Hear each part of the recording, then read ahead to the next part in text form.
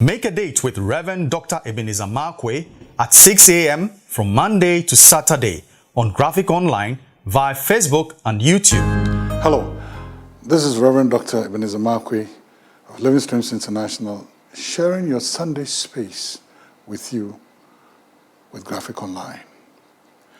This morning I'd like to capture my thoughts with the words, glorious whys.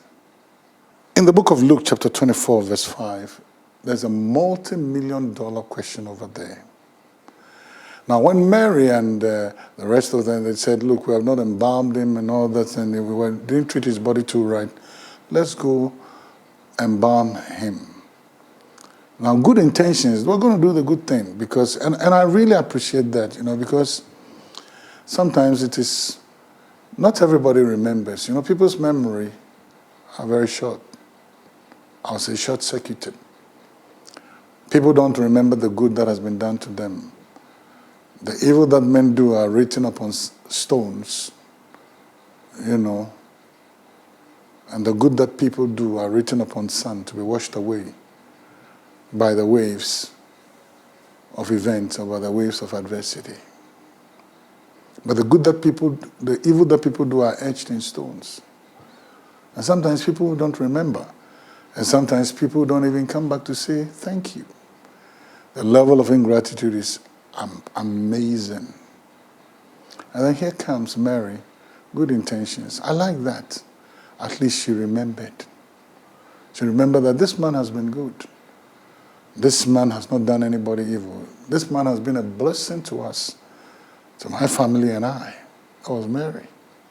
So she said, even though he's dead, I want to preserve his memory with spices. I want to preserve his memory with sweet things. I want to raise up his memory and embalm his memory and embalm the things that he has done. Put spice around it to preserve it. Add everything I can to preserve it. That was the intention of Mary. And the Bible says now they get to the graveyard, or they get to the tomb, and then an angel of the Lord asks Mary, why do you seek the living among the dead? Why do you seek the living among the dead? Now you would think it is just a one-way question, but it's a very loaded question filled with principles. Why do you seek the living among the dead? Now, number one, it was normal to embalm bodies. It was normal to preserve those bodies. So she was going to do the right thing. But heaven was questioning her, why do you want to do this? He's not here. Why do you want to do this? Good intentions, but heaven was questioning it. Even though the purpose is to preserve the dead, heaven had an issue with it. You can't keep people in the land of the dead forever. You can't keep people in the land of failure forever. You can't keep people in the land of defeat forever. You can't keep people in the land of pain forever. You can't keep anybody down there. You can't keep people when they are down. You can't keep them there forever. One way or the other, God has a way of intervening. And God has a way of stepping in and saying, I ain't going to allow this to happen. You can't preserve me in my pain. You can't.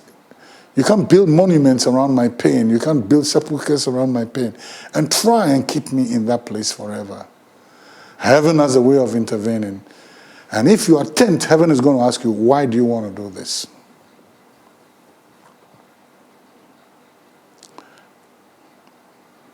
Why do you want to do this? Why do you want to preserve him in his death? Why do you want to do that? Listen, weeping may endure for an evening or a night, but joy must come with the morning light. And when joy comes, nobody has ever any right to make you stay in the night seasons of life. The night seasons of pain and the night seasons of bitterness, the night season of anguish and sorrow. No one has the right to keep you there forever. And the Bible says the angel is asking, why? And then to summarize it all and to put it in a very plain language, he said, the man you seek is no longer here. He is risen. Don't go looking for people at the old address. Their old address of pain, their old address of poverty, their old address of squalor, their old address of depression, their old address of despondency and despair and sorrow and everything. Don't go looking for them there. There's a time in your life where God changes the address. And so the angel was telling them, his address has changed. I'm excited about my possibilities. I'm excited about the possibilities of the future. Because you can't keep me at my old address forever. One way or the other, there's going to be a divine intervention. There's going to be a divine intervention. And when that happens, God will change my address. Growing up as kids, we used to write letters. Sometimes they'll write letters to some of those film stars abroad. And sometimes when you write to them, as a fan, part of their fan mail, and then it will be sent to you as a return to sender, address unknown. And we really used to giggle and laugh at people who had letters returned to them because the addresses they pasted up, those addresses were not known. Here is our joy. People can go look for you in the old address, but they won't find you there because address don't change now. That's what my good Nigerian friends say. The address has changed. And when God changes your address, anybody who attempts it's not you who is going to ask the person. God is going to ask them, why do you want the person there? Why?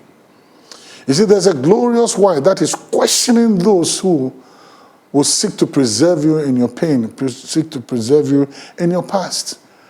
There's a glorious why, and it's not coming from the mouth of men, it's coming from the mouth of God.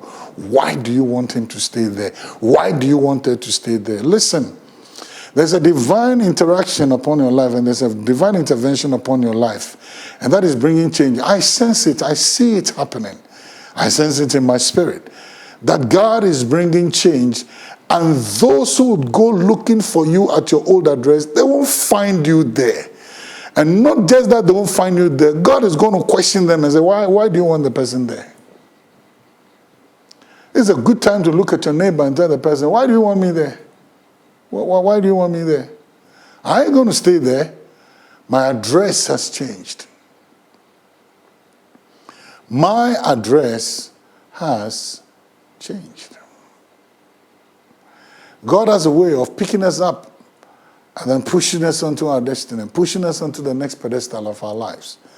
God has a way of picking you up from the dungeons in Pharaoh's court and placing you upon the dais of God's glory in Pharaoh's palace. That was what happened to Joseph. Oh, you want to go look for Joseph in the prison? You won't find him there. He's now walking the courts of the palace in splendor. You're going to look for Joseph wearing those prison clothes? You ain't going to see him anymore. You're going to see him walking the courts of the king in vestures of splendor. Why do you seek the living among the dead? A glorious why. And I want to say this. There would always be moments in your life where you would hear the glorious whys. That is God questioning those who would seek to preserve you in the pain of yesterday. I'm not going to say choices are yours. Blessings are yours. See you later. Please visit our website graphic.com.gh or follow us on Facebook at Daily Graphic and on YouTube and Twitter at GraphicGH. Subscribe now.